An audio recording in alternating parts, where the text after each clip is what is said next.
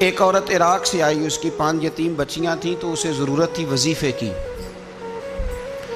اس نے آ کے پوچھا حضرت عمر بن عبدالعزیز کا گھر کہاں؟ تو لوگوں نے فرمایا وہ سامنے جو ٹاٹ اور بوریے کا پردہ لٹک رہا ہے وہ عمر بن عبدالعزیز کا گھر ہے۔ دروازے پہ دستک دی تو ایک عورت اندر برتن دھو رہی تھی۔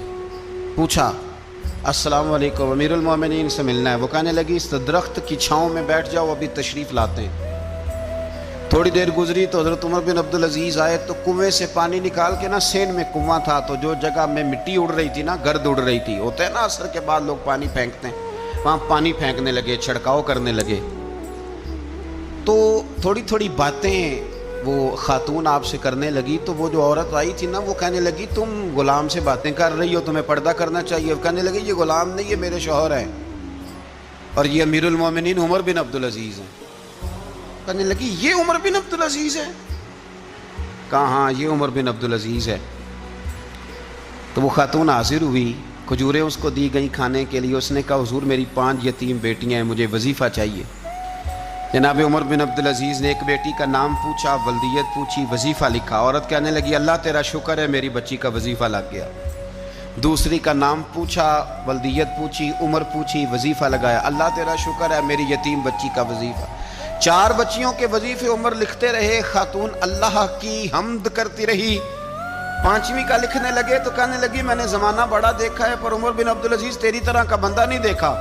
آپ فرمانے لگے اب میں 5ویں کا وظیفہ نہیں لکھتا، 4 کا وظیفہ جا کے گورنر سے منظور کرا لے اور 4 کو کہنا تھوڑا تھوڑا 5ویں کو بھی دے دے۔ حضور کیوں نہیں لکھتے؟ فرمایا جب تک تو حمد کے لائق رب کی حمد کر رہی تھی میں وظیفے لکھ رہا تھا، اب تو نے میری تعریفیں شروع کر دی۔ اپنی تعریف پر کیسے وظیفہ لکھوں؟ وہ تو حمد کے لائق ہے، اس کی حمد ہونی چاہیے، لیکن میں اپنی تعریف پر، اپنی خوشامد پر میں نہیں لکھتا۔ جا اللہ تعالیٰ تیرے لیے بہتری کرے۔ وہ خاتون کہتی ہے میں وہاں سے آئی، مجھے مہینوں لگ گئے، سفر لمبا تھا، عراق پہنچی تو عراق کے گورنر کو جب میں نے وہ روکا دیا تو ان کی چیخیں نکل گئی، تڑپ کے روئے۔ میں نے کہا کیا ہوا؟ کہنے لگی بی بی جس نیک آدمی نے تجھے یہ لکھ کے دیا تھا نا، چند دن ہوئے ان کا انتقال ہو گیا۔ عمر بن عبدالعزیز پردہ فرما گئے۔ وہ خاتون پھر روئی، کہنے لگی یتیم بیٹیوں کا اب کیا بنے گا، اس رکے کا کیا بنے گا؟ تو آپ فرمانے لگے بی بی جب امیر عمر بن عبدالعزیز جیسا ہو تو گورنروں کو بھی اللہ کچھ توفیق دے ہی دیتا ہے۔ اگر انہوں نے تیرا وظیفہ زندگی میں لکھا تھا تو فکر نہ کر، جب تک میں زندہ رہوں گا وظیفہ پہنچتا رہے گا۔